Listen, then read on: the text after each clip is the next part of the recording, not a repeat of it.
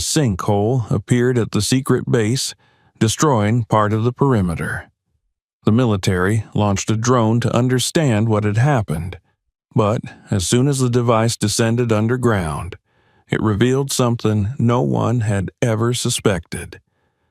Subscribe and tell us in the comments where you're watching from.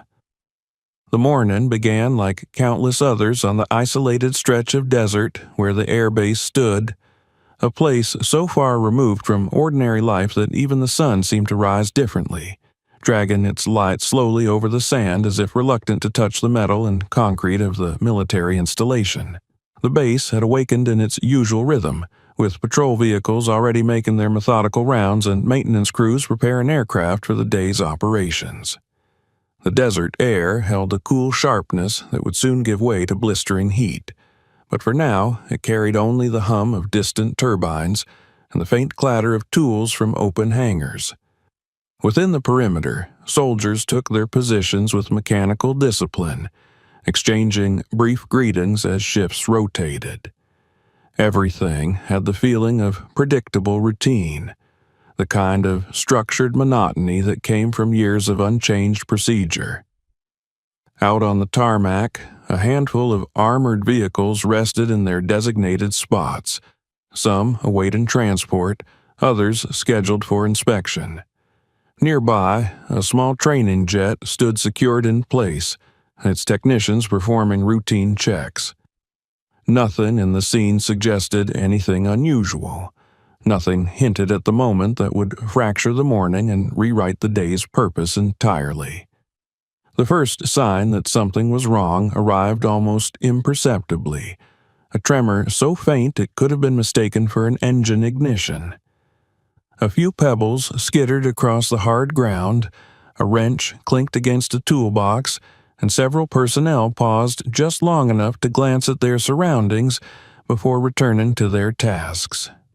Then the vibration deepened. It rolled upward from beneath the concrete instead of through the air, a low and unnatural rumble that grew thicker and louder, as though some giant hidden just below the surface were shifting in its sleep. A technician near the training jet dropped his clipboard when the ground jolted sharply under his boots. The vibration became a violent shudder that knocked dust from ceiling pipes in the maintenance bay. The sound was not like an explosion, nor like distant thunder, but something in between, an overwhelming groan of earth under sudden strain.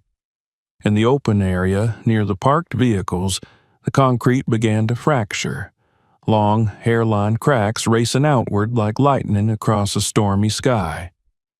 Soldiers shouted warnings as the ground swelled, then collapsed inward in a catastrophic ripple. The surface broke apart in several places at once, collapsing into a massive chasm that yawned open with terrifying force. The soil and concrete did not fall smoothly but crumbled in uneven slabs, creating a vortex of debris that tumbled downward. The armored vehicle closest to the center of the collapse lost its footing and slid toward the widening pit, its tires straining for grip on the crumbling surface. It hung for a second on a slanted piece of pavement, then tipped, metal shrieking as it plunged into the deepening void. Behind it, the truck carrying ammunition attempted to reverse, but the pavement under its rear wheels broke away. The driver barely escaped through his door before the vehicle pitched forward and disappeared into the swirling dust. The training jet fared no better. Its rear landing gear sank through the cracked surface, and the tilted fuselage tore free of its restraints. The nose pointed skyward for an instant before the weight imbalance pulled it back, sliding into the sinkhole until only the tail protruded above the dusty air, like the final marker of a swallowed monument.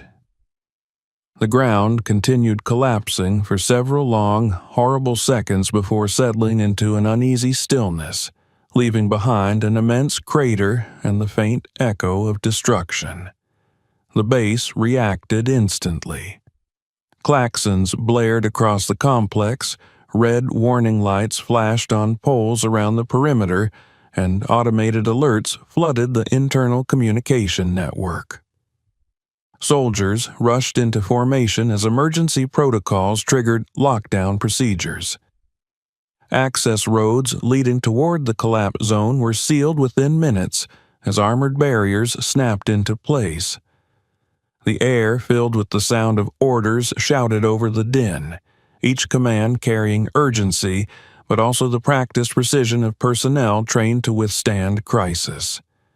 The dust cloud from the collapse lingered in the air, thick enough to partially obscure the jagged edge of the crater, which stretched wide enough to shock even the seasoned engineers arriving on scene.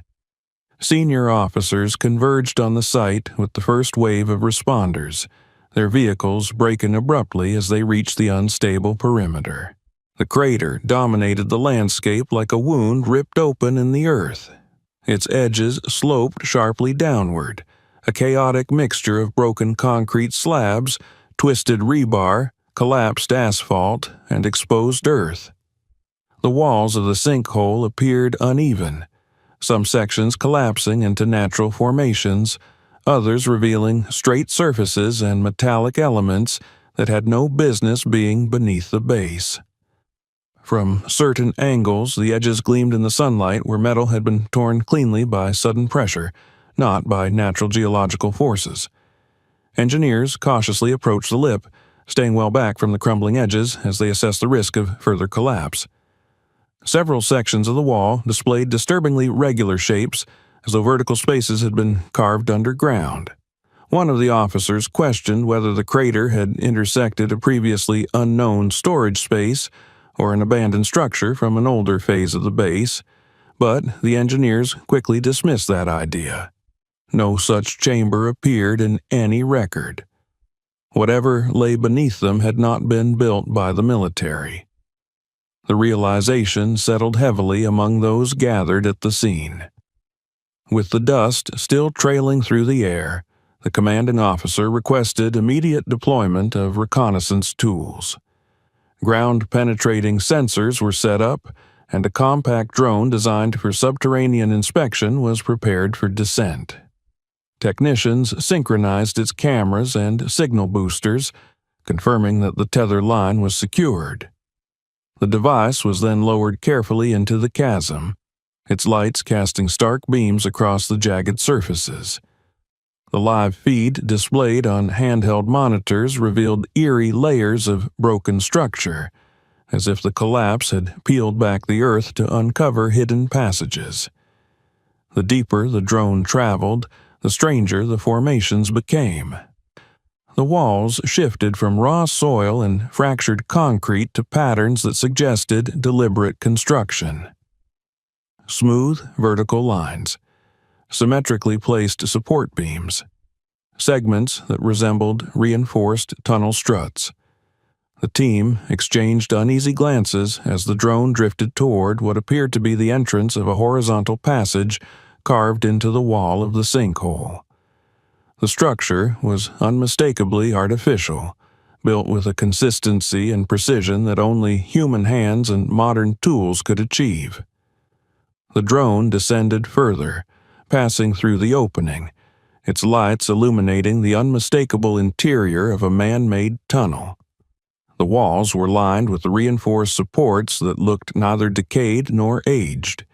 In fact, they appeared relatively new. Dust clung to them, but there were no signs of rust or erosion. It was a construction far too recent to belong to any archived infrastructure. At approximately 60 meters below the surface, the drone's feed flickered. The image distorted, vanishing into a haze of static. Technicians attempted to re-establish signal, switching frequencies and toggling the boosters, but nothing restored the connection. The drone had not crashed. Its tether line remained taut, suggesting it still hung freely in the void. Yet the signal was gone, cut off abruptly as though something below had interfered with it. The engineers exchanged alarmed looks. A natural obstruction could cause interference, but a complete and sudden blackout, especially one occurring the moment the drone entered deeper into the tunnel, suggested the presence of either shielding materials or an active blocking device. The commanding officer studied the last frozen frame of the video feed, which captured a sliver of the tunnel's interior before the blackout.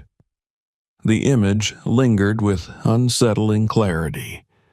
A smooth, reinforced passageway stretching into darkness, built with deliberate intent, offering no clue as to who had carved it or for what purpose.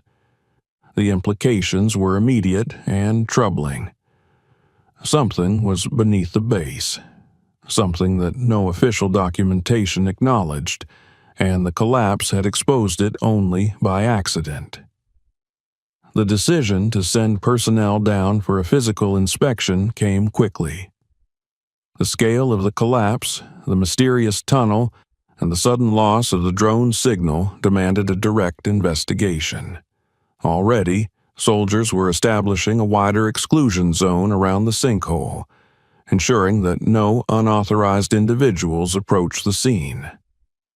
Equipment for a manned descent was prepared, ropes and harnesses fitted, environmental sensors calibrated. The base's routine had been shattered, replaced by a heightened tension that threaded through every movement of the personnel. The morning that had begun with quiet routine had transformed into a scene of controlled chaos, with the crater at its center pulling everyone's focus toward the unknown. From the edge of the chasm, the commanding officer looked down into the dim, jagged depths, aware that whatever waited in the darkness was far more complex than a simple geological failure. The collapse had uncovered a hidden world beneath the base, one that someone had built with purpose and secrecy. As dust settled and preparations for descent continued, a single thought pressed upon him with growing weight. This was not the end of the mystery. This was merely the beginning. The preparations for the descent began almost immediately after the drone's signal vanished, as though the abrupt silence from below had swept the last traces of hesitation from the minds of those responsible for the investigation. The crater remained disturbingly still, as if it were holding its breath, the sunlight falling weakly across the jagged layers of broken earth and metal. Engineers, soldiers, and specialized rescue personnel moved with controlled urgency, their movements guided by decades-old emergency procedures that had never anticipated a situation quite like this one. The air retained a faint mixture of dust and the unsettled tension of a base that had only begun to understand the enormity of what had just been uncovered. Orders traveled quickly across radios, each crisp and urgent, echoing over the hum of machinery being unpacked near the crater's edge. While teams secured the perimeter, a specialized unit assembled the equipment required for a manned descent. Harnesses were laid out, adjusted, and tested with methodical precision. Heavy-duty ropes were checked, rechecked, and anchored into reinforced steel fixtures newly drilled into stable ground outside the radius of collapse. Environmental monitors were calibrated to measure air composition in the depths below, a necessary precaution when facing unknown subterranean spaces. The base's medical team waited on standby within eyesight of the sinkhole, prepared for anything from toxic gas exposure to structural failure. Every motion carried the weight of uncertainty, for no one knew what lay beneath the surface or what risks awaited the first team to step into that darkness. Once the final safety checks were completed, the first descent team gathered near the edge. They exchanged brief glances, not of fear, but of acknowledgement. This was the kind of moment that defined their purpose. As they moved into position and secured their harnesses, the air grew heavier, as though the crater itself radiated an invisible gravity. The commanding officer, still reviewing the last frozen image from the drone's feed, gave the final nod. The team began their descent, lowering themselves carefully along the uneven walls of the sinkhole, their boots occasionally striking loose stones that tumbled down ahead of them into the shadows. The sunlight faded as the team progressed downward, replaced by the artificial beams of their helmets cutting narrow paths through the lingering dust. The depth became more apparent with every meter. Broken layers of concrete, once thick reinforced slabs, and twisted bars of metal jutted from the walls like ribs of some vast, buried structure torn apart by collapse. The deeper they went, the more the silence pressed in around them, broken only by the scrape of their gear against the walls and the faint echo of falling debris. By the time they reached the ledge where the drone had last transmitted, the sinkhole was a distant bowl of light above them, unable to reach the cavernous hollow below. The entrance to the horizontal tunnel revealed itself with far greater clarity now that the team stood before it. Even in the dim beam of their lights, the edges of the passage were sharp and deliberate, cut into the earth with unmistakable intention. The walls bore signs of modern excavation equipment, not the crude marks of old tools, but clean, deliberate surfaces supported by recently installed metal frames. Dust coated everything uniformly, yet there were no signs of age. The supports showed no rust. The bolts looked almost new. The tunnel had not been here for decades, or even many years. It had been constructed recently, so recently that several of the team members exchanged uneasy looks, each arriving at the same silent conclusion without words. The air inside the passage felt different, as though it carried a subtle chill that did not match the heat rising from the desert above. The team stepped inside cautiously, their lights revealing a straight path that extended far beyond what the drone had captured before the signal vanished.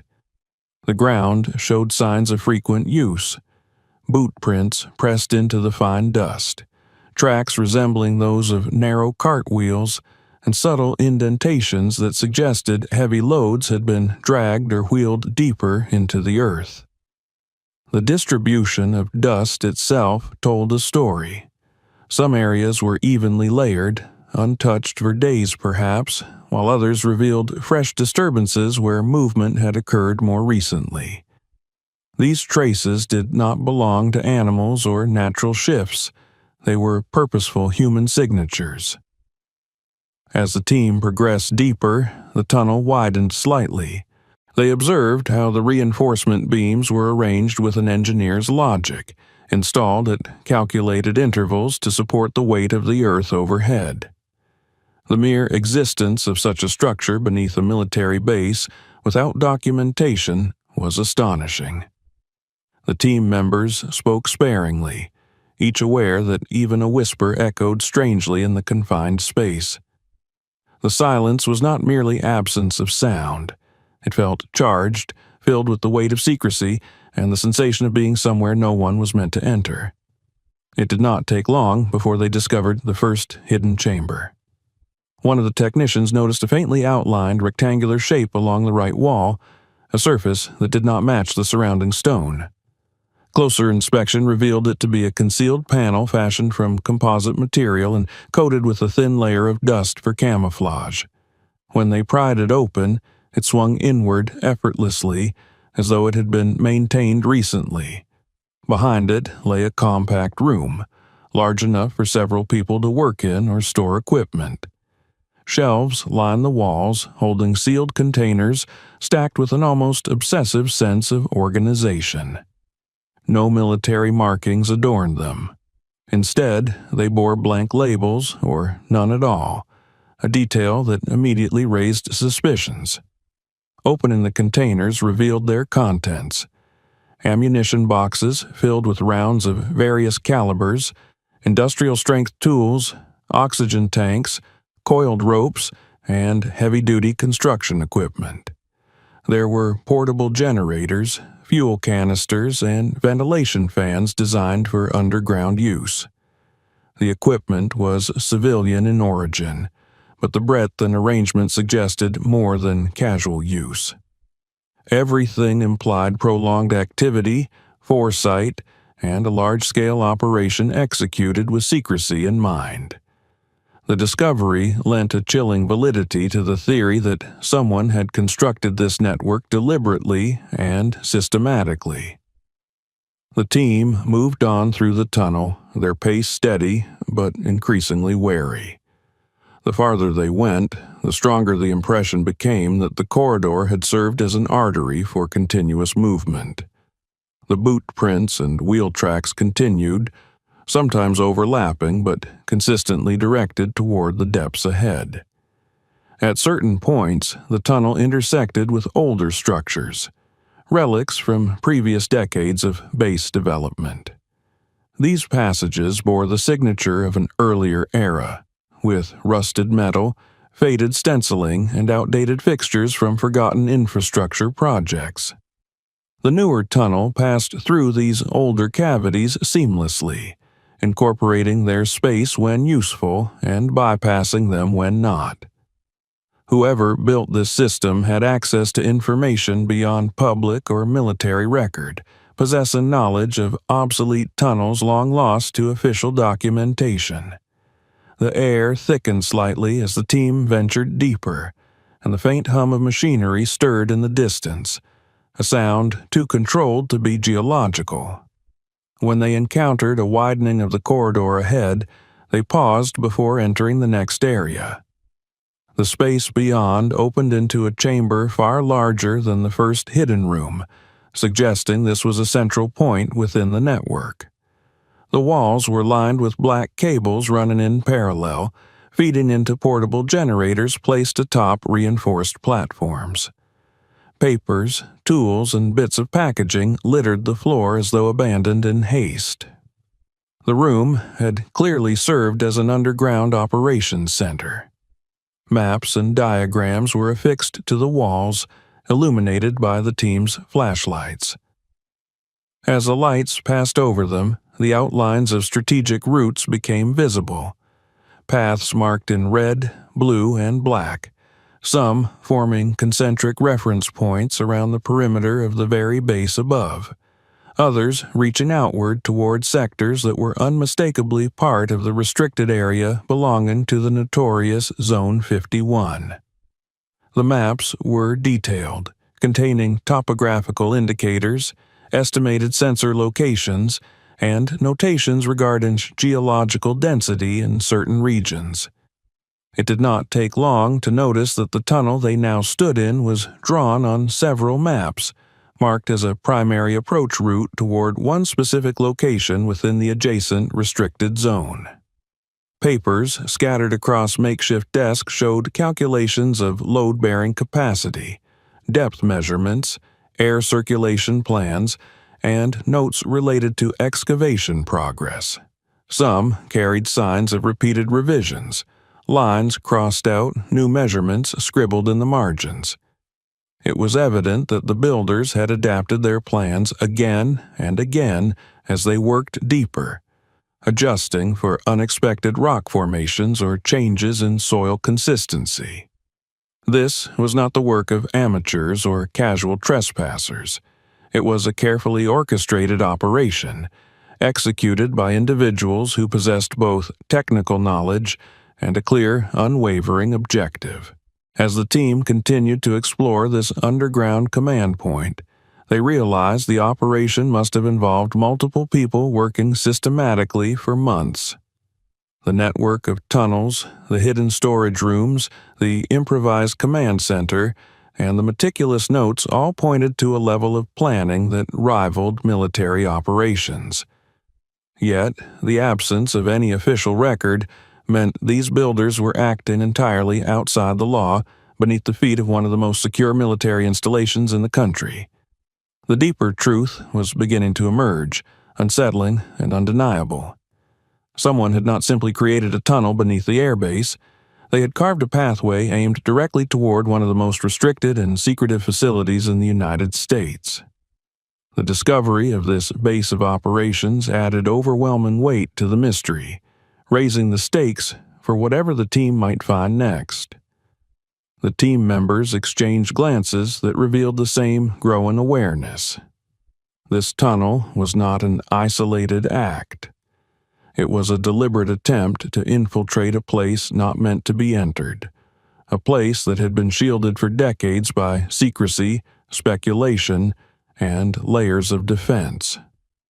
Whatever had compelled the builders to risk constructing such an elaborate route into forbidden territory remained unknown, but the scope of their ambition was unmistakable. The team pressed on, following the tunnel's descent deeper underground.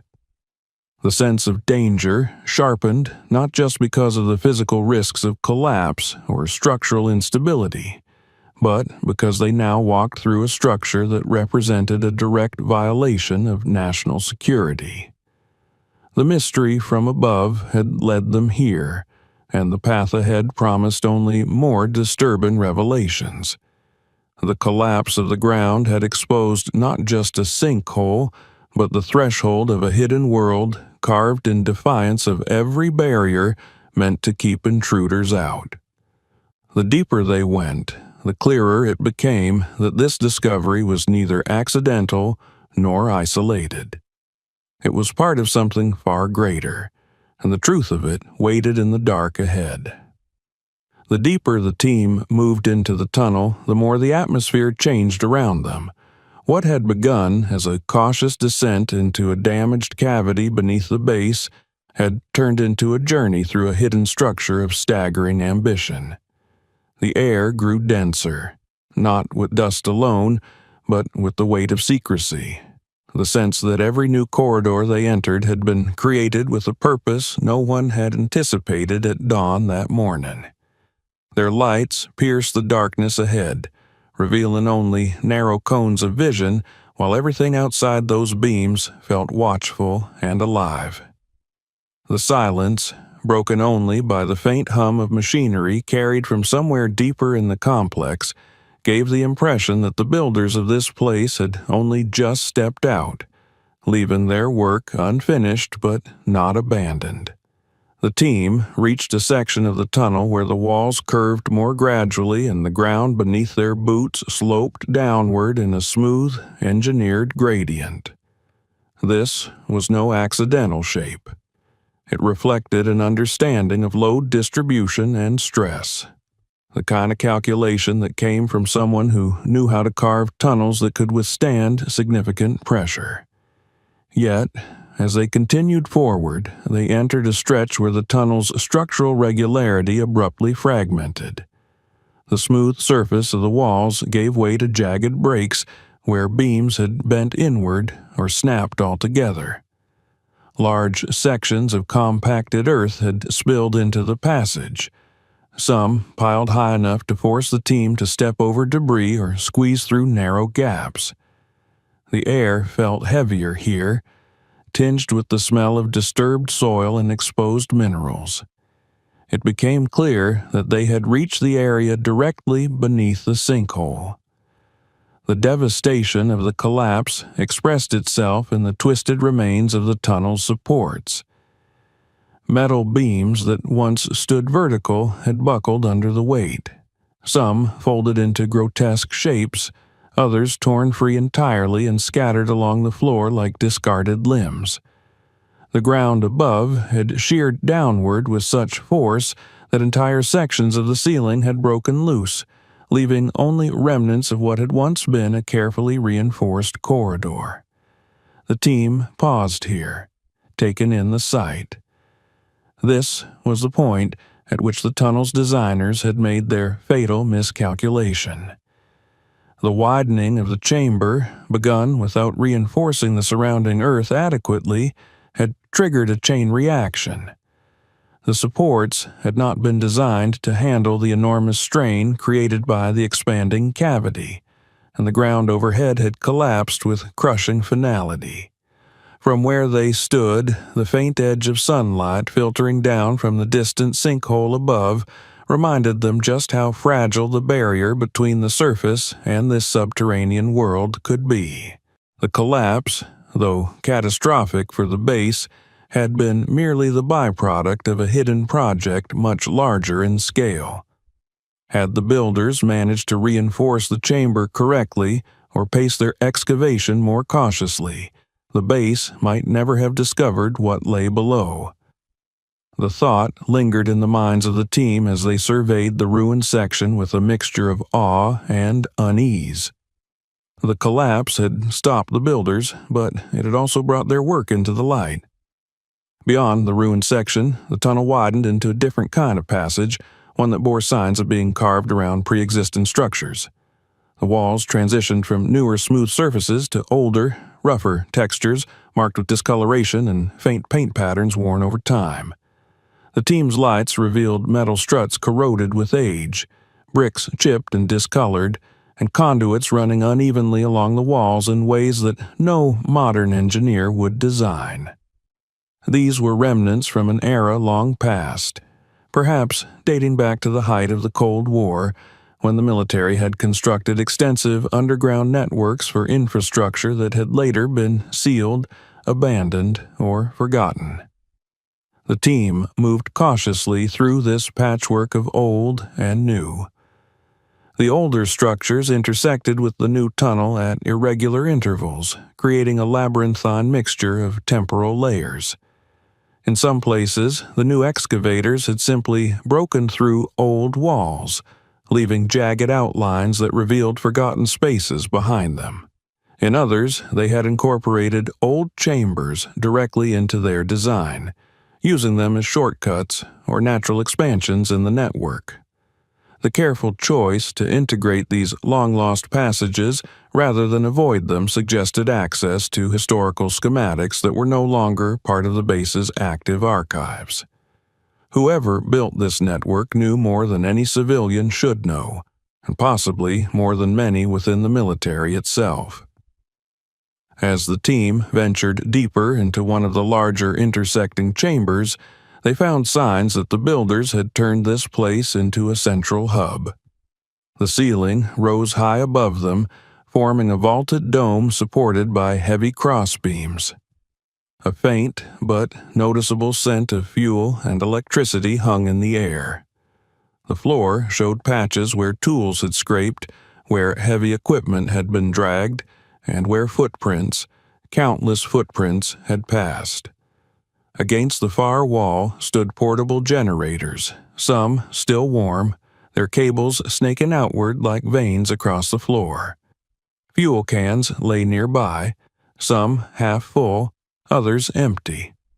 The remains of food wrappers, emptied water bottles, and other human traces suggested that people had not only worked here, but had spent long amounts of time underground. Tables made of scavenged materials held piles of documents weighted down by rocks and tools to keep them from sliding. The papers bore calculations, schematics, and diagrams. As the team shone their lights over these documents, the images sharpened into recognizable forms. Floor plans, topographical cross-sections, and detailed maps of restricted zones. Bold lines cut across the maps indicating potential pathways, angles of approach, and weak points in structural fortification. Several maps depicted the region surrounding the base with astonishing precision, showing not only the outer boundary but also sections of underground infrastructure rarely shown outside classified channels. One map in particular featured an unmistakable outline, the perimeter of Zone 51, marked in meticulous detail. This discovery confirmed everything the team had suspected. The tunnel was not simply a geological accident or the project of rogue trespassers seeking thrill. It was a deliberate construction intended to lead into one of the most secure and mythologized facilities in the nation. The scale of preparation visible here spoke volumes. The builders understood the patrol rotations, the density of bedrock, the types of motion sensors likely used in the restricted area. They had calculated angles to avoid seismic detectors and had plotted their course through the least monitored sections of terrain. They knew the old infrastructure well enough to exploit forgotten segments and integrate them into their route. The more they examined the materials on the tables, the clearer the timeline appeared. The project had evolved over many months. Early sketches showed a rough outline of the tunnel far shorter and less sophisticated. Later, diagrams displayed corrections, changes in direction, and newly added branches. Some notes described unexpected encounters with harder rock or water pockets, leading to rerouting. Other notes mentioned older tunnels discovered by accident during the excavation. With each revision, the builders adjusted their strategy to optimize the path toward their final destination, a subterranean section of Zone 51, whose exact purpose remained unknown, even to the team now observing the documents. The realization that civilians, radical ones at that, had successfully built a complex, covert system beneath a military base without being detected was unsettling for every member of the team. It was a kind of violation that went beyond the physical breach of the Earth. It represented a breach of security, of vigilance, of the very assumptions that structured the base's operations. The outside world had always speculated about what lay beneath Zone 51. Conspiracy forums were clogged with theories ranging from extraterrestrial research to secret weapons hidden underground. But the builders of this tunnel had taken that speculation to extremes, transforming it into a mission that combined paranoid ideology with reckless determination. The artifacts in this underground headquarters revealed layers of obsession, conviction, and resourcefulness. As the team absorbed the scale of what the builders had achieved, they could not help but feel a sense of proximity, not just in space, but in time. These documents had not gathered dust for years. The ink was fresh, the tools well maintained, and the generators still held warmth from recent use. Somewhere in this subterranean labyrinth, the people who built it had worked tirelessly, and perhaps were even nearby before the collapse forced them to flee. The sense of their presence lingered in the stale air, a ghostly reminder of how close the two groups had come to crossing paths. The chamber's exit led into another tunnel that sloped further downward, drawing the team deeper into the secretive underworld the builders had carved. As they walked, the evidence of planning continued. The new tunnel here appeared more refined than earlier sections, displaying fewer signs of improvisation. The supports were evenly spaced, and the air was noticeably fresher, suggesting functioning ventilation further down the line. The smoothness of the floor told them that heavy transport had likely passed through recently.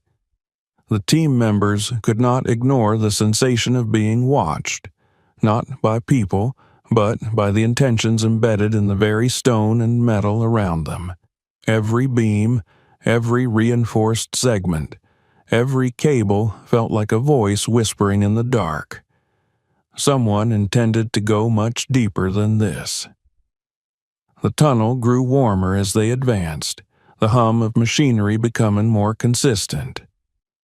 The team realized they were approaching something significant, another junction or perhaps a second hub of activity. Their lights swept ahead, catching glimpses of more support beams and the unnatural symmetry of a deliberately crafted passageway. The mystery deepened with every step they took. The collapse that had torn open the earth above had revealed only the surface of a far more intricate and dangerous undertaking. The world beneath the airbase had transformed from an accidental sinkhole into a revelation of hidden architecture, a labyrinth built with purpose. The surface might have shown chaos, vehicles swallowed, ground ruptured, but below they now walked through corridors of intent. And the deeper they ventured, the clearer it became that the heart of this underground construction still lay ahead, waiting like a sealed chamber of secrets yet to be uncovered. The descent into the next stretch of the tunnel felt like crossing an invisible threshold, a point beyond which the air seemed heavier, the silence deeper, and the intentions of the builders unmistakably darker. What had begun as a hidden passage carved beneath a military base was now revealing itself to be something far more deliberate and dangerous, a path not merely toward secrecy, but toward destruction. The hum the team had heard faintly in the previous chamber grew clearer as they progressed, resolving into a low mechanical vibration. It pulsed through the reinforced walls, a rhythmic reminder that somewhere ahead, machines still operated, still served a purpose even after their operators had fled. The lights from the team's helmets cast long, wavering shadows that danced unnaturally along the metal supports, and at times it felt as if the shadows moved with intent rather than by the laws of physics. The corridor sloped downward in a gradual descent, engineered with a precision that made clear the builders had intended to transport heavy equipment through it. The floor bore signs of repeated movement. Fine dust smeared into darkened streaks from the friction of cartwheels and narrow gouges suggested that boxes or machinery had been dragged through during periods when speed mattered more than caution. The air carried a faint, artificial dryness, like the sterile breeze emitted by underground ventilation. The team followed this subtle current deeper, the sense of purpose embedded in the path sharpening with every step they took. As they rounded a bend, the tunnel's walls widened again, and the chamber that opened before them was larger than any they had encountered so far. The space rose higher than the beams of their lights could fully reveal. The echoes of their footsteps lingered far longer than expected, bouncing against surfaces they could not yet see. The room's faint odor was not one of decay, but something sterner and more chemical. Fuel vapors, metallic dust, and the cold tang of oxidized explosives barely concealed beneath layers of earth. When their lights swept across the first stacks of crates arranged with almost military precision, they realized what they had found. The crates stood in uniform rows, each identical in size and shape, constructed from reinforced composite materials and sealed with industrial clamps. Even before the team approached them, the markings, though mostly scraped off or obscured, gave subtle hints. The thickness of the crates, the reinforced edges, the distinctive clamps, all were features known to those who dealt with demolition materials. As the team's lights focused on the labels that had not been fully erased, they saw faint impressions where stenciled warnings had once been. The outlines of triangles, the ghostly remains of numerical codes, and an occasional partially scratched-out word were enough to confirm their suspicions. These crates contained high-grade explosives. The reality of this discovery settled over the team like a suffocating weight. There was no plausible scenario in which such quantities of demolition-grade material could exist beneath a military base without authorization. Someone had smuggled these materials into the subterranean labyrinth and done so in quantities large enough to devastate underground structures. The placement of the crates, stacked methodically, secured with precision, was not the work of amateurs. Whoever had planned this operation understood demolition tactics intimately, and they had intended to use these explosives not in isolated charges, but in a coordinated detonation designed to pierce through reinforced barriers. The team moved cautiously between the rows. Some crates had been opened, revealing their lethal contents. Blocks of stabilized explosives wrapped in protective casings, coils of detonation cord, bundles of shaped charges engineered to focus explosive force in precise directions. In several crates, components lay arranged in neat rows, as if prepared for assembly. Digital timers with rugged casings rested beside detonators, all dormant yet appearing fully operational. The equipment was clean, orderly, and meticulously organized, a chilling testament to how close the unknown group had come to executing their plan. Further into the chamber, the team discovered a section where complex wiring diagrams littered a makeshift table.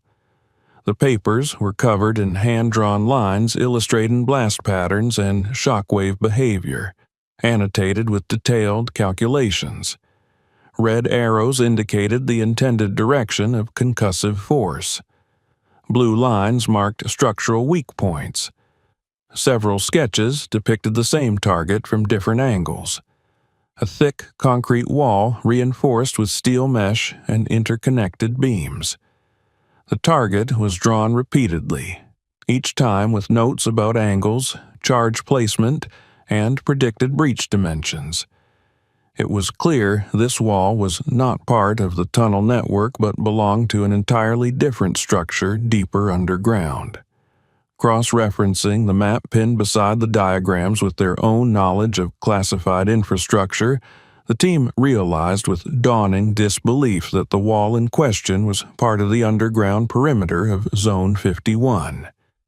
The builders had intended not to explore or observe, but to force their way through the subterranean defenses of one of the most heavily guarded facilities in the country, and they had nearly completed the tools required for such an incursion. As the team ventured deeper into the chamber, the glow of abandoned work lights appeared ahead, their bulbs weak but still functional due to compact generators humming quietly nearby. The flickering lights cast hazy illumination across the floor, revealing an area where work had clearly been halted mid-preparation. Half-empty crates lay open, their contents scattered. Several shaped charges had been partially assembled. Detonation cords were unrolled but not connected. Someone had set up a workbench with clamps, pliers, and tools laid out neatly. Yet the bench bore the unmistakable sign that its user had left in haste. The tools remained aligned, but the project lay incomplete, as though an urgent shout had forced them to abandon everything and flee. This impression was strengthened by the presence of a half-eaten ration bar sitting on the bench, one end bitten off, still in its wrapper. An overturned chair lay nearby, and its legs angled awkwardly as if knocked aside during a sudden exit. The flashlight on the ground, still on, though its battery was nearly dead, indicated that someone had dropped it without taking the time to retrieve it. The scene exuded an uncomfortable sense of immediacy. They had not left days ago. They had likely been here mere hours before the collapse above disrupted their operation. Among the papers scattered on a portable metal table were handwritten notes, scribbled in uneven script that revealed hurried thought rather than careful planning. Phrases leapt out from the pages with jarring clarity. Breach chamber, extraction window, truth vault, and confirm artifacts. Other pages contained lists of supplies, timelines for excavation, and projected schedules for detonations. One note in particular bore a phrase repeated more than once. They must know. The world must know. The conviction of the builders was evident even through these brief glimpses into their minds. They were not motivated by money, espionage, or sabotage. They were motivated by belief, a fanatical certainty that the government was hiding truths they were destined to reveal. The deeper the team moved into the room, the more evidence supported this conclusion. Stacks of printed articles from conspiracy websites were pinned to a makeshift corkboard. Photos of supposed sightings, diagrams of alien craft drawn by anonymous witnesses, and lists of alleged cover-ups cluttered the surface. Quotes from speakers known for promoting fringe theories had been underlined and highlighted. The ideological foundation of this operation was clear. The group believed that beneath Zone 51 were secrets about extraterrestrial life, secrets the government had concealed for decades. Their intention had been to uncover those secrets by force, using the explosives to create a breach large enough to access the subterranean chambers they imagined held alien artifacts or bodies. Some of the diagrams showed ambitious speculation, such as the interior layouts of supposed alien containment units or hypothetical vaults containing crash debris. None of these had any basis in classified reality, but the builders' meticulous preparation showed that they had fully embraced these theories. They had convinced themselves that the only way to expose the truth was to break through the secure underground barriers. Their certainty made their preparations even more alarming.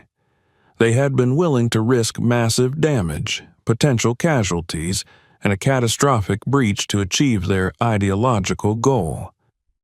As the team explored the chamber's far corner, they found a large schematic pinned to the wall, a detailed side-view illustration of the underground infrastructure. It showed not only the tunnel network the intruders had carved, but also the portion of the subterranean perimeter where they planned the breach. This illustration was based on a combination of publicly available speculation and bits of classified knowledge the group must have somehow obtained. It showed the target area as a thick reinforced wall leading to what they believed was an interior vault of unprecedented secrecy. The truth, as the team knew, was far less sensational.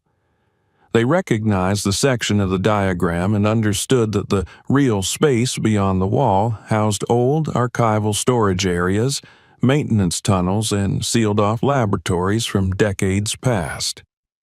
There were no alien remains or exotic technologies, but the intruders did not know that.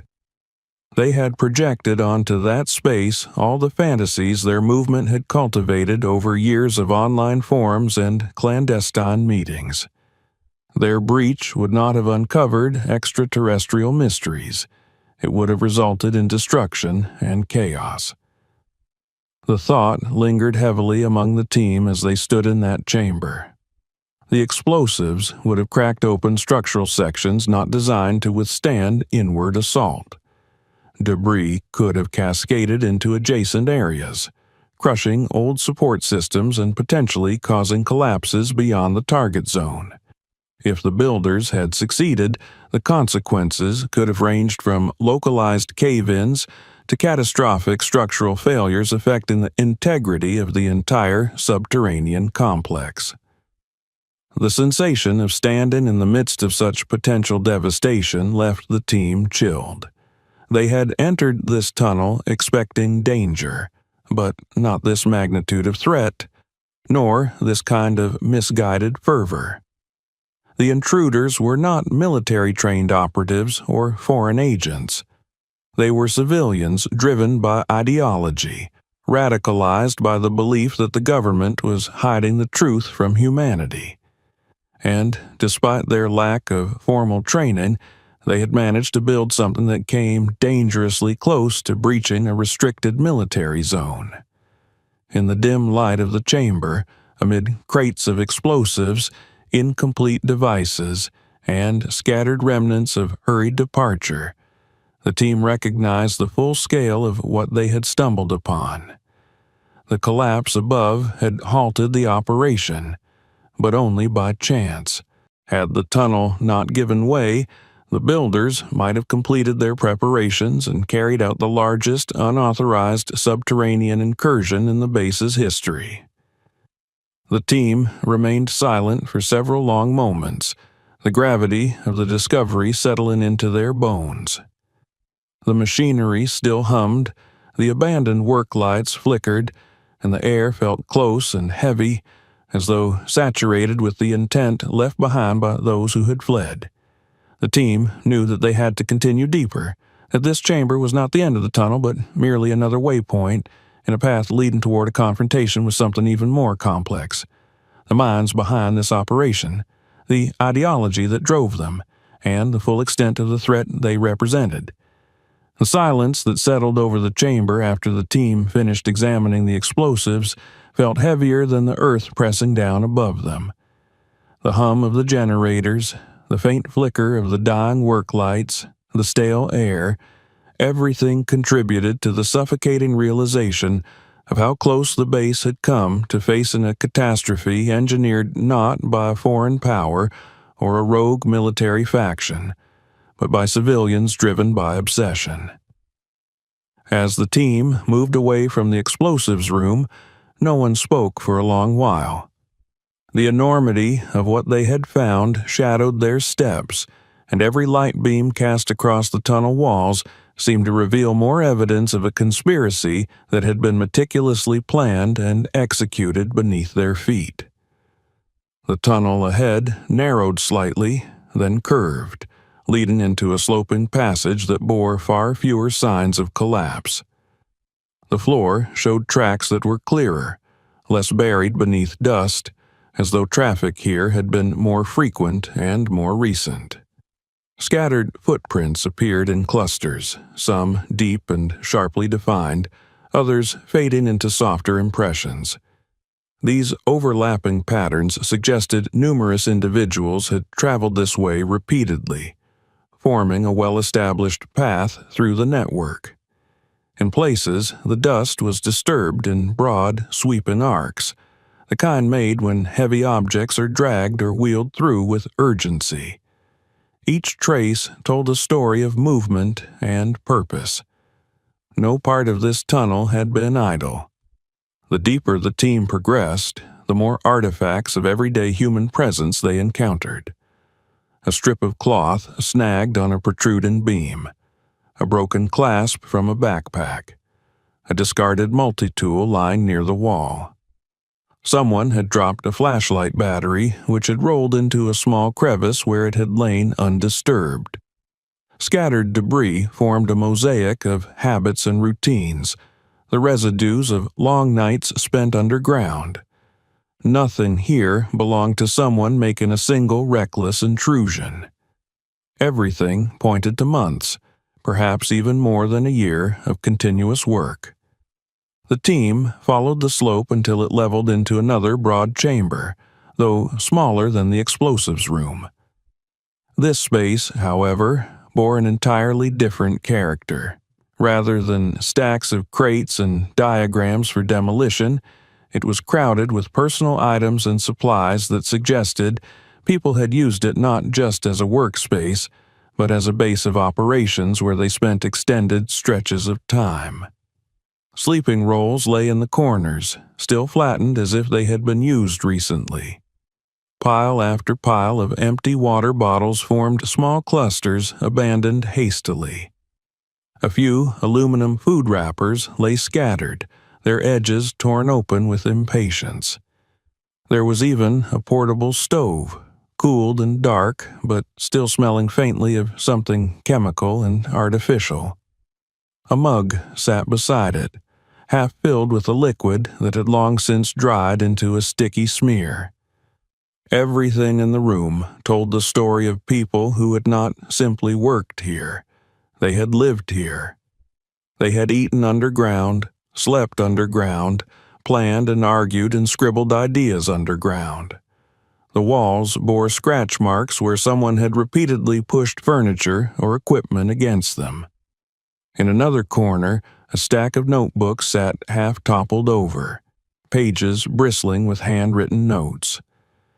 The team approached them cautiously, flipping through pages filled with dense writing, sketches, and symbols. The notebooks revealed the builders' minds with startling clarity. Some pages cataloged engineering calculations.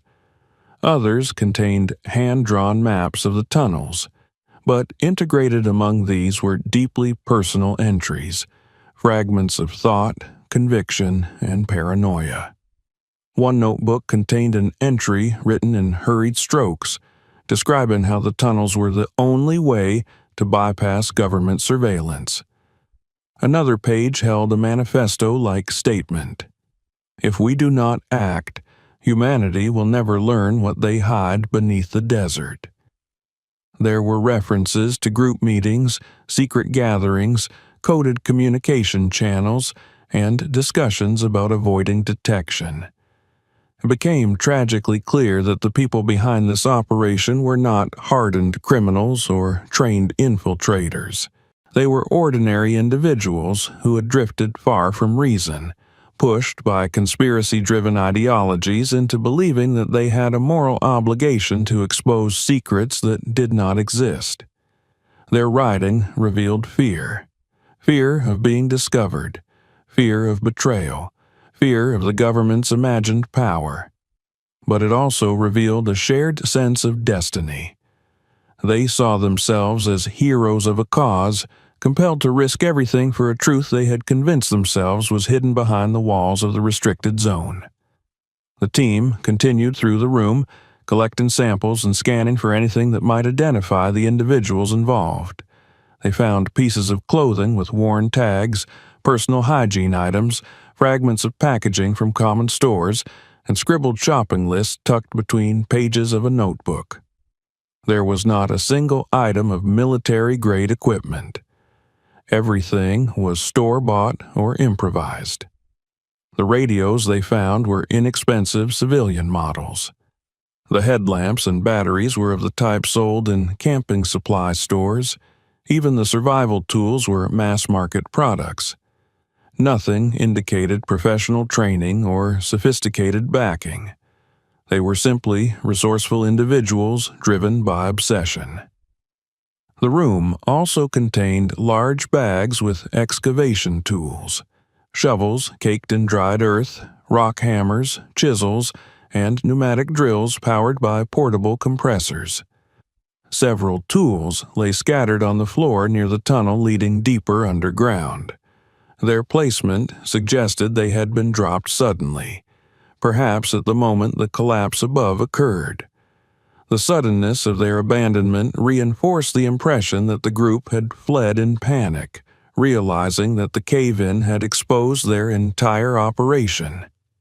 The team moved toward the far end of the chamber, where a narrow corridor led into an unexpectedly spacious alcove. Inside, they found something that sent a ripple of shock through their ranks.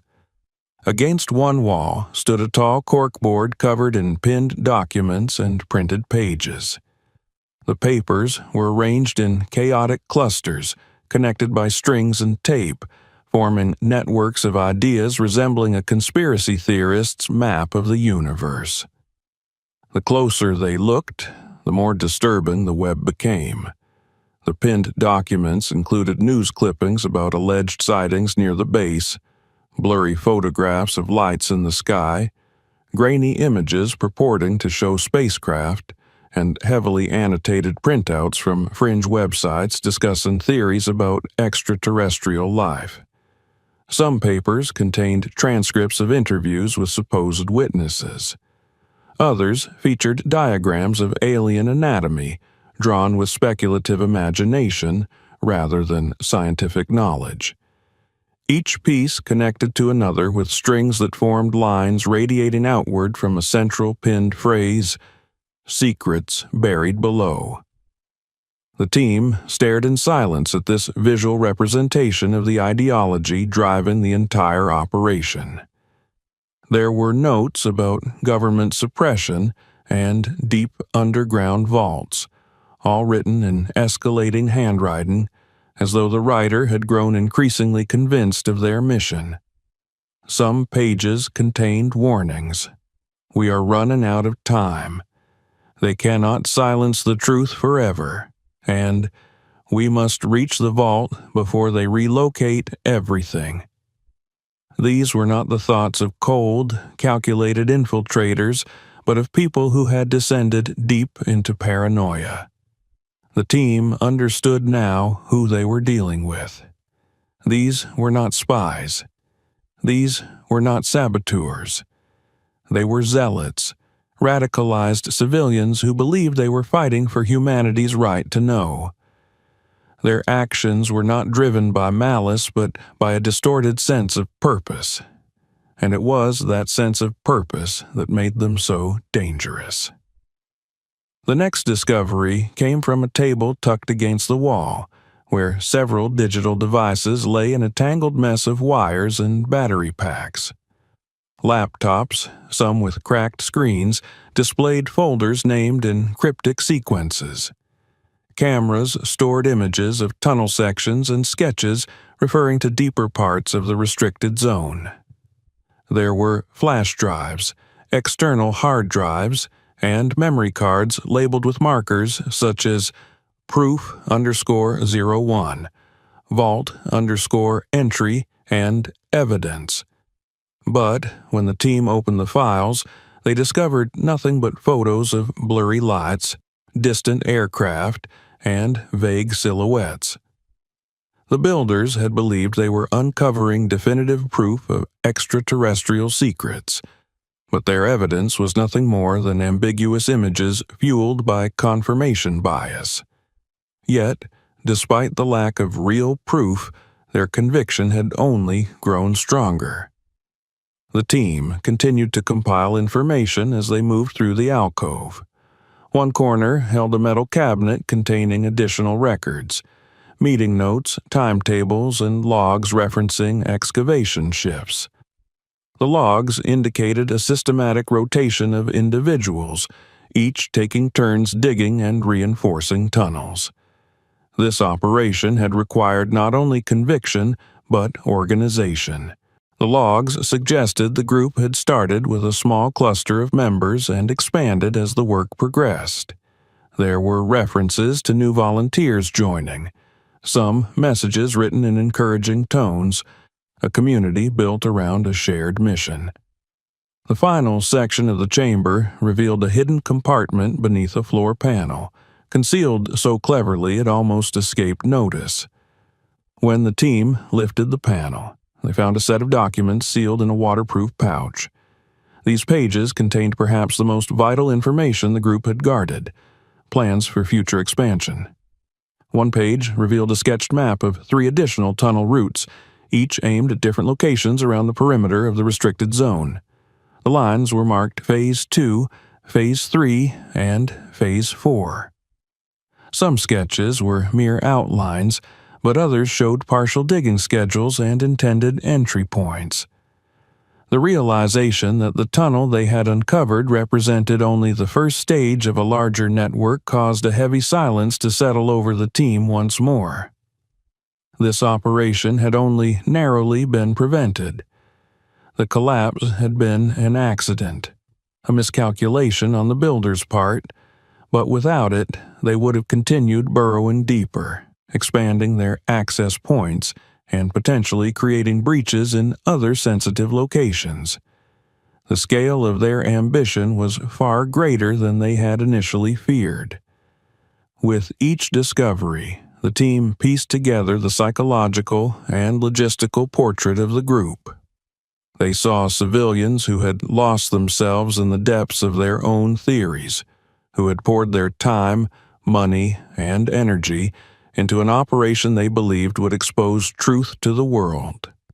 They had operated in secret, evading detection by working at night, disguising their surface structures as abandoned trailers, and hauling supplies discreetly across the desert.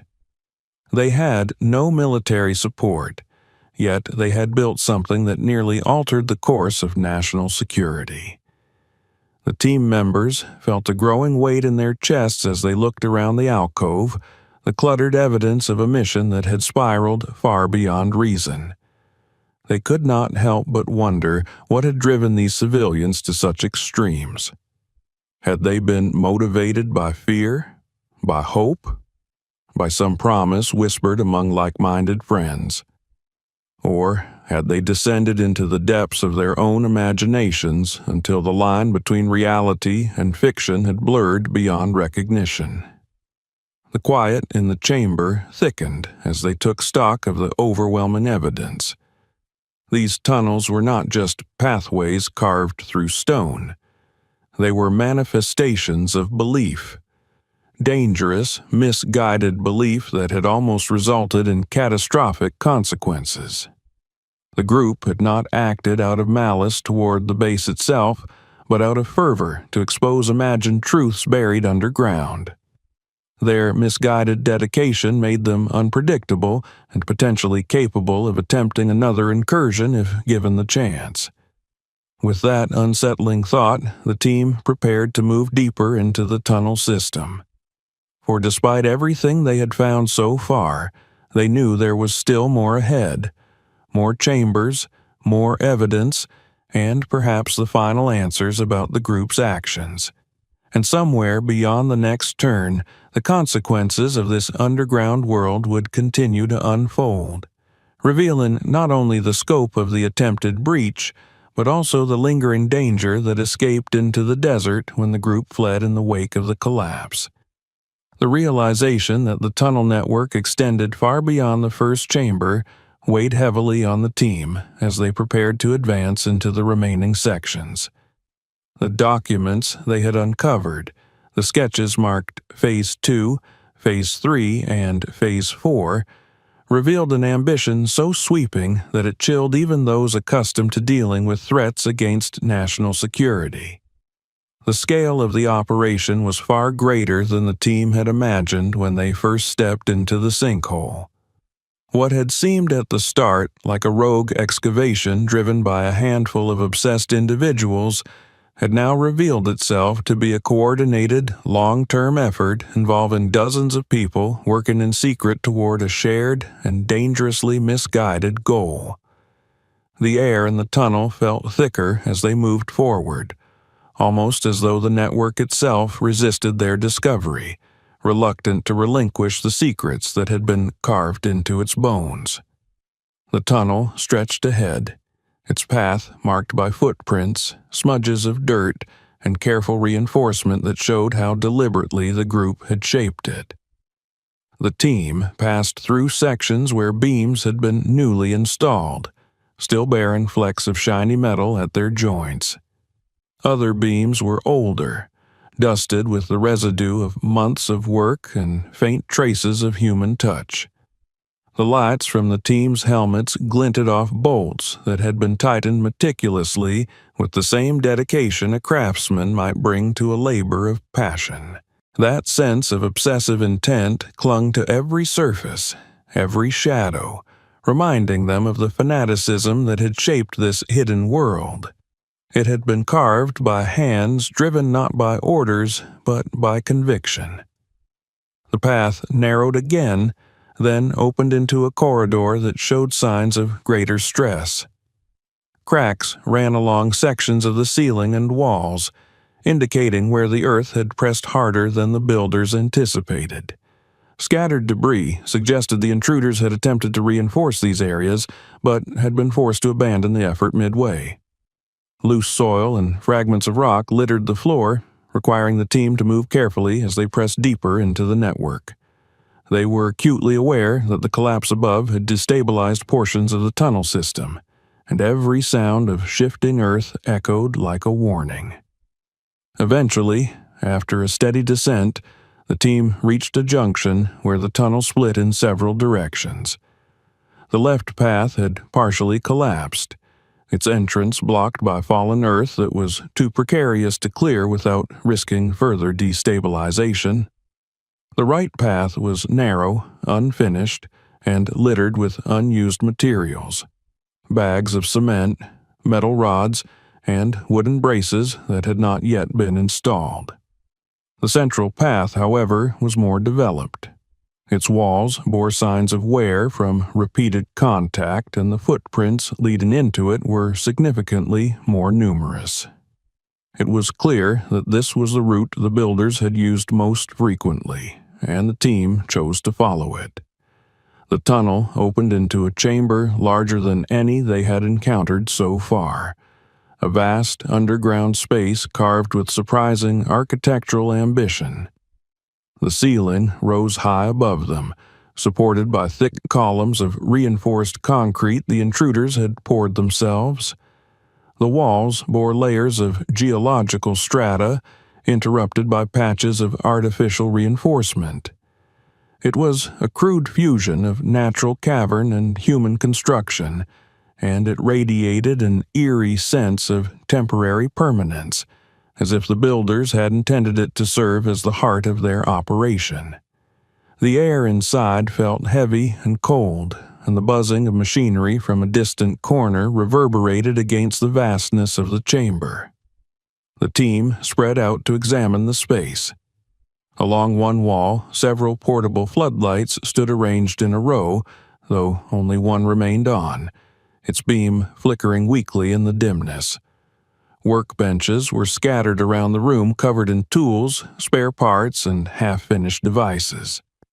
Piles of stone and earth rested beside industrial carts, some stacked neatly, others abandoned mid-use. The room felt frozen in time, as though the builders had left only minutes before the team arrived. Yet the silence made it impossible to imagine the chamber once bustling with activity. Near the center of the chamber was a set of larger tables upon which lay more detailed blueprints, sketches, and paper fragments. These documents were spread out with less order than in the earlier chambers, perhaps because the builders had been revising plans rapidly before their abrupt retreat. The largest diagram on the table was a cross-sectional illustration of the subterranean landscape between the base and Zone 51. It showed elevation lines, geological layers, and force vectors for controlled explosions. Certain areas had been circled in red, indicating points of structural weakness. Notes scribbled alongside detailed calculations provided instructions for the placement of explosives to maximize the likelihood of breaching interior walls without triggering a complete collapse.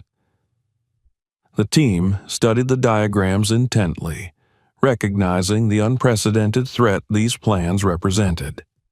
By using industrial-grade explosives in such proximity to restricted military infrastructure, the intruders risked not only destroying valuable archives and structural support systems, but also causing widespread damage to the sensitive equipment stored in deeper sectors.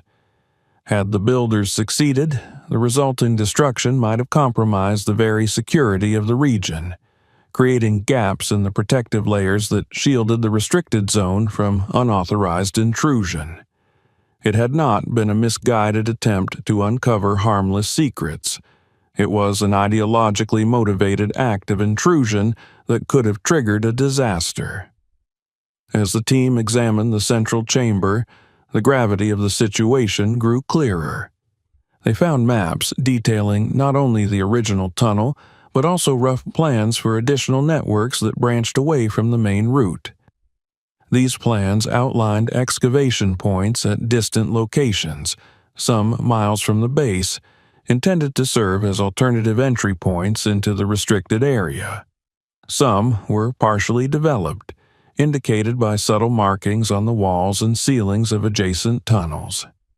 Others had not yet been started but were marked on the maps with flourishes of intent. The builders had envisioned an entire underground system, a web of routes converging on sensitive areas, each designed to bypass different layers of detection and defense. The scale of the ambition was staggering. In the corner of the chamber, the team found another structure, a partitioned section created with metal sheets and salvaged materials.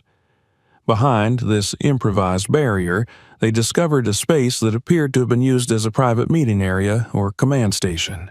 A small radio transmitter sat atop a stack of crates, its wires coiled like veins across the floor.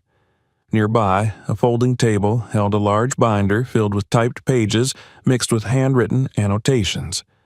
As the team flipped through the binder, they recognized it as a centralized compilation of the group's goals, strategies, and ideological foundations. Here, the intruders had documented their discussions, argued their theories, and clarified their objectives. It was a manifesto condensed into a manual, written with fervent conviction. The pages revealed a disturbing blend of half-remembered scientific concepts, speculation taken from unverified sources, and interpretations of historical events distorted to fit the group's narrative. Some entries mentioned alleged sightings and reports that had long been debunked. Others spoke of vaults containing extraterrestrial technology.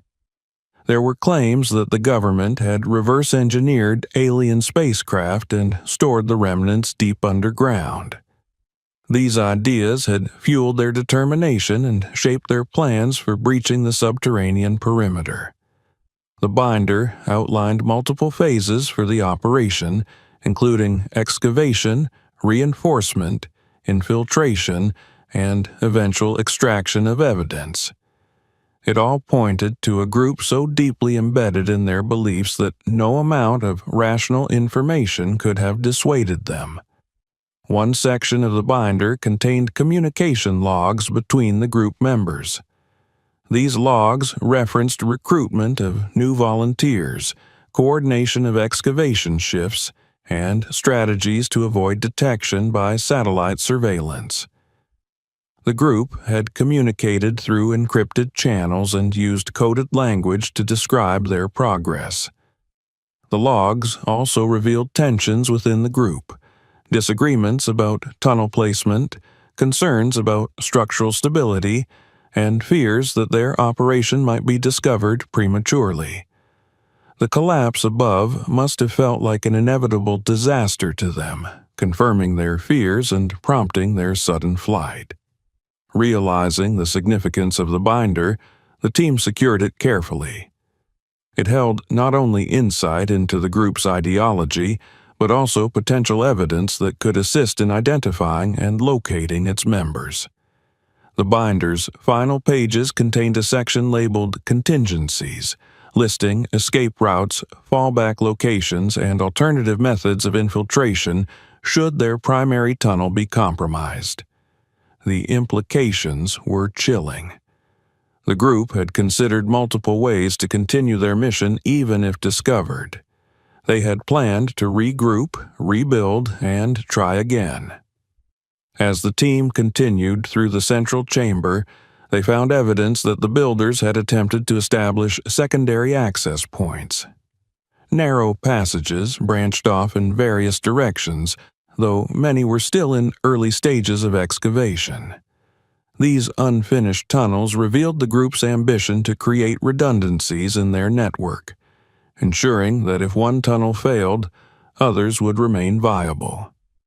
Some branch points were marked with chalk lines indicating intended depth and direction, while others bore hastily written notes encouraging the team to continue after breach. The evidence suggested that the group had not been discouraged by obstacles, but had instead adapted their plans as they encountered challenges. The team followed one of the partially completed branches until they reached an area where the builders had clearly encountered difficulties. The tunnel ended abruptly in a section of unusually dense rock. The walls bore the marks of repeated attempts to break through with drills and chisels, but the progress had been slow. Abandoned tools lay scattered across the floor, some damaged from overuse. The team paused here, recognizing that the builders had been pushing themselves to their limits, driven by an unrelenting desire to uncover what they believed lay ahead. Returning to the main chamber, the team examined the final corner, a narrow alcove that might easily have gone unnoticed without careful inspection, but its significance became apparent almost immediately. A hidden compartment lay beneath a metal plate bolted into the floor. When the team removed the bolts and lifted the panel, they discovered a weatherproof case containing the additional documents referenced earlier. These were the plans for the 3 more tunnel systems the builders intended to dig. The sketches were crude but detailed enough to reveal entry points, excavation strategies, and intended targets.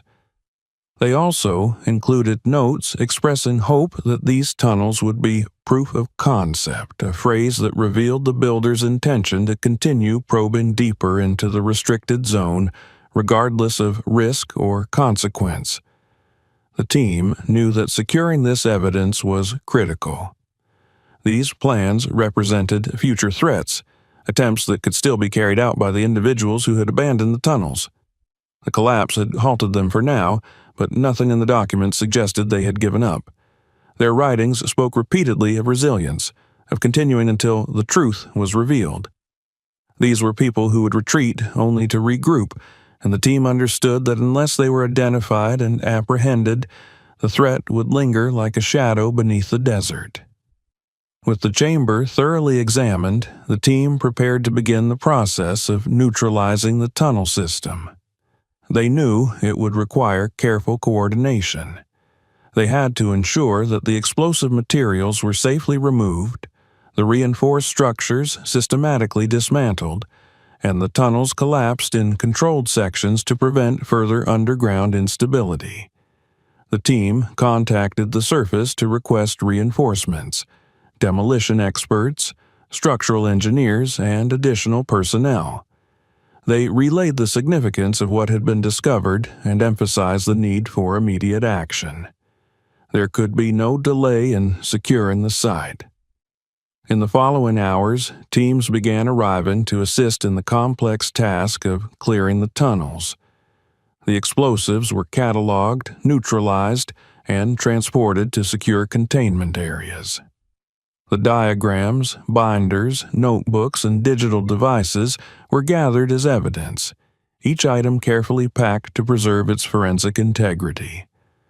Engineers evaluated the tunnel system, identifying points that required immediate reinforcement before controlled collapse could begin. The team coordinated with these experts, guiding them through the network and highlighting areas of concern. As the work progressed, another layer of operational complexity revealed itself. The personnel tasked with securing the site had to navigate the challenge of dismantling a structure designed with secrecy in mind. Many of the tunnels were inherently unstable due to the rushed and unconventional methods used by the builders. Some passages were too narrow for large equipment, requiring delicate work with portable gear. Others were too dangerous to enter at all, forcing the team to create controlled collapses from a distance. At the same time, intelligence units began compiling profiles based on the evidence collected. The DNA samples, fingerprints, and personal items left behind provided leads. Surveillance teams were mobilized to investigate known radicalized groups and online communities devoted to conspiracy theories. Though the team knew it would take time to identify the individuals responsible, they had enough information to begin building a picture of the group's membership and operations. When the site was finally stabilized and the last of the dangerous materials removed, the process of collapsing the tunnels began. Engineers detonated charges at key structural points to ensure sections collapsed inward safely. The ground trembled as planned cave-ins sealed off chambers one by one. Dust filled the air, and the cracks left behind in the surface marked the end of the tunnel network's existence. Each collapse felt like the symbolic closing of a door, a closure for a threat that had emerged from shadows beneath the desert. On the surface, officials began preparing reports that would never be seen by the public. The official explanation would be a geological collapse caused by a shift in Earth, an event chalked up to natural processes rather than human intent. The truth, that a group of radical civilians had built an elaborate network beneath a military base, would remain classified, locked in secure files accessible only to a few authorized individuals. The public would never learn how close their government had come to facing an unprecedented underground breach. Yet, even as the tunnels were destroyed, one truth remained clear. The group responsible for this operation remained at large, their identities unknown, their intentions unresolved. The notes they left behind suggested they still believed in their mission. Their conviction had not been extinguished by the collapse. It had merely been interrupted. The team knew that somewhere out in the desert or beyond, the individuals who had carved these tunnels might already be planning their next move.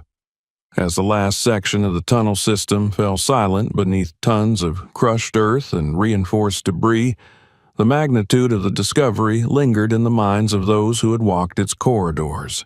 They had witnessed firsthand the power of belief twisted into obsession, the danger posed by those convinced they alone possessed the truth. The tunnels were gone, but the ideology that had spawned them was not. It whispered in the pages of the notebooks, echoed in the sketches of future tunnels, and lived in the minds of the people who had fled into the night. And though the desert above lay quiet once more, the team could not shake the sense that beneath that silence, beneath the shifting sands and fractured earth, the story was far from over. Before you go, make sure to subscribe so you don't miss what comes next. Share this video with someone who needs to see it, and check out the next stories waiting for you. Your support helps every new episode reach the world.